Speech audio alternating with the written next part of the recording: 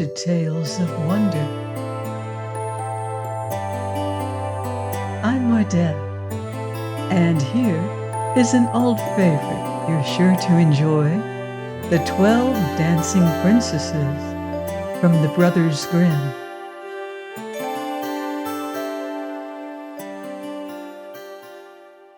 There once was a king who had 12 beautiful daughters.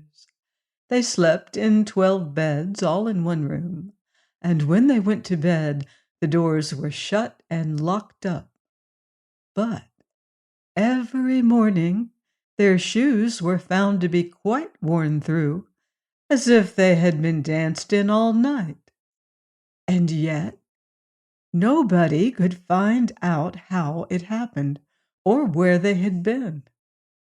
Then the king made it known to all the land that if any person could discover the secret and find out where it was that the princesses danced in the night, he should have the one he liked best for his wife and should be king after his death.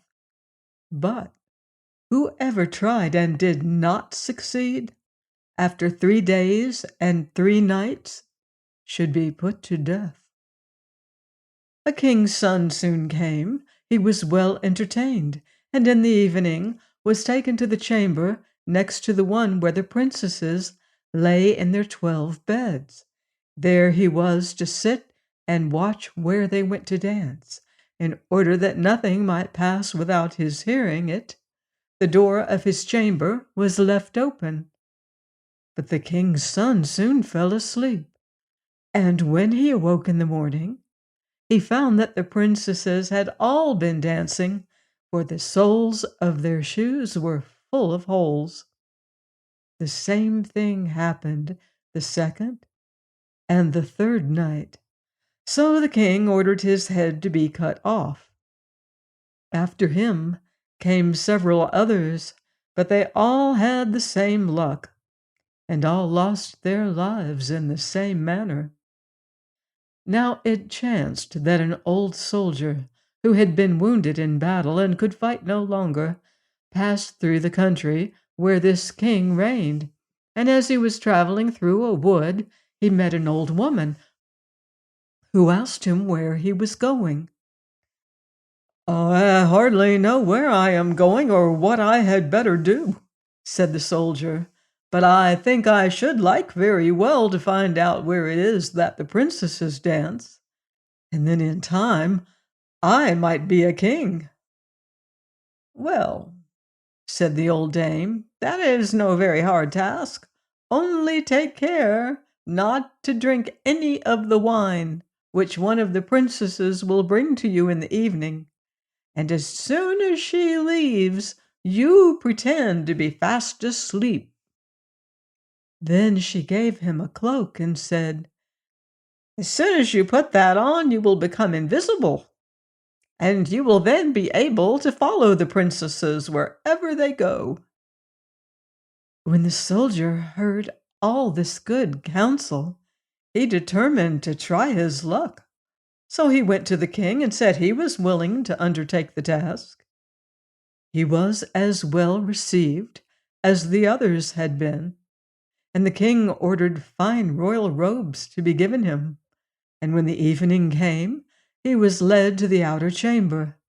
Just as he was going to lie down, the eldest of the princesses brought him a cup of wine, but the soldier threw it all away secretly, taking care not to drink a drop. Then he laid himself down on his bed, and in a little while began to snore very loud as if he was fast asleep. When the 12 princesses heard this, they laughed heartily, and the eldest said, "This fellow, too, might have done a wiser thing than lose his life in this way." Then they rose up and opened their drawers and boxes, and took out all their fine clothes, and dressed themselves at the glass, and skipped about as if they were eager to begin dancing. But the youngest said, "I don't know how it is, while you are so happy, I feel very uneasy. I am sure some mischance will befall us." "You simpleton," said the eldest, "you are always afraid. Have you forgotten how many kings' sons have already watched in vain? And as for this soldier, even if I had not given him his sleeping draught, he would have slept soundly enough." When they were all ready, they went and looked at the soldier, but he snored on and did not stir hand or foot. So they thought they were quite safe. And the eldest went up to her own bed and clapped her hands, and the bed sank into the floor, and a trap door flew open. The soldier saw them going down through the trap door, one after another, the eldest leading the way, and thinking he had no time to lose, he jumped up, put on the cloak which the old woman had given him, and followed them. But in the middle of the stairs he trod on the gown of the youngest princess, and she cried out to her sisters, "All is not right! Someone took hold of my gown." "You silly creature," said the eldest, "it is nothing but a nail on the wall."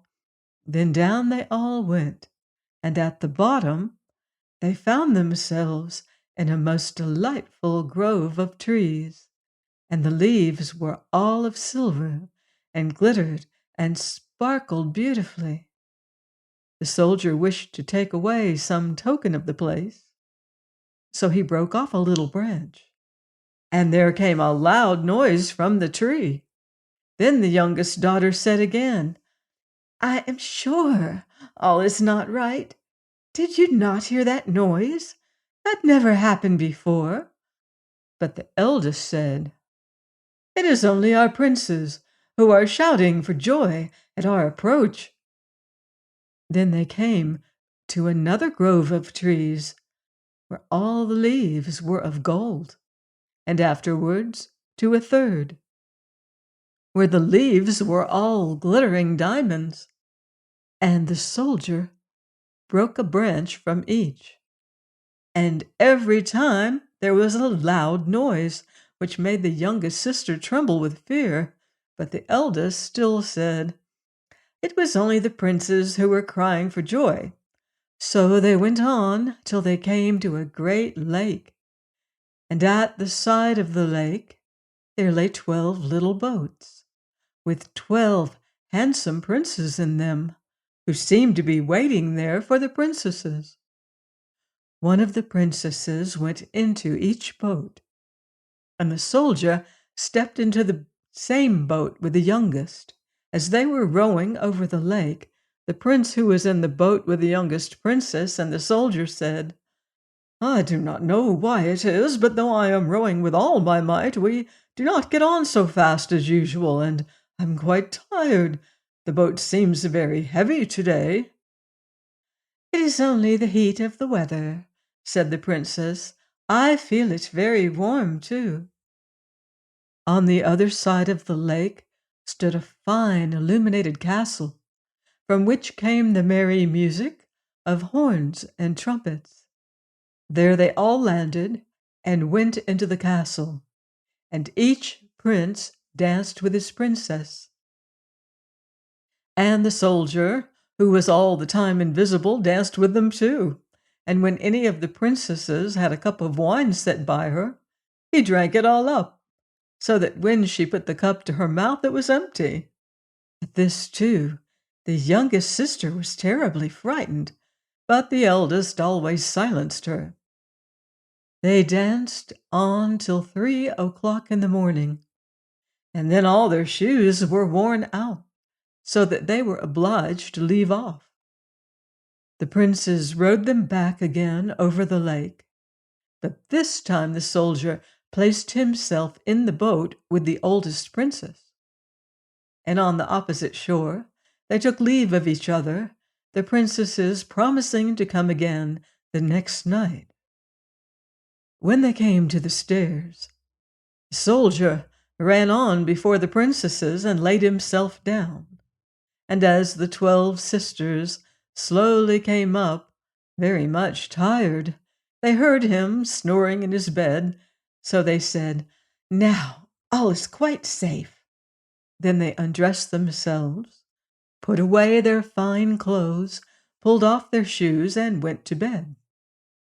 In the morning, the soldier said nothing about what had happened, but determined to see more of this strange adventure, and went again the second and third night, and everything happened just as before. The princesses danced each time till their shoes were worn to pieces, and then returned home.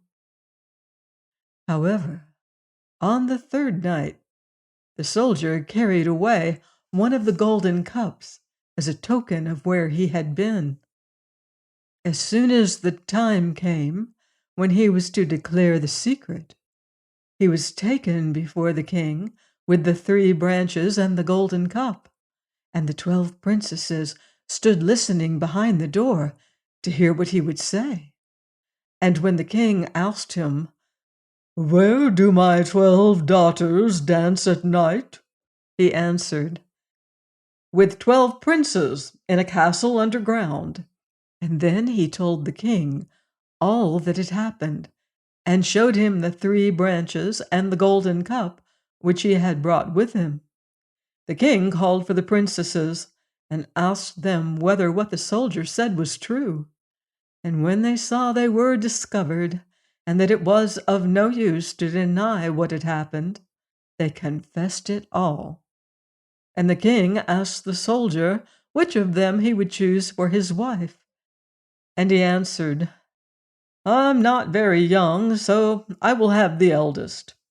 And they were married that very day, and the soldier was chosen to be the king's heir. Wasn't that a wonderful story? I'm rather fond of dancing myself. Please join me next time for another magical adventure here on Tales of Wonder.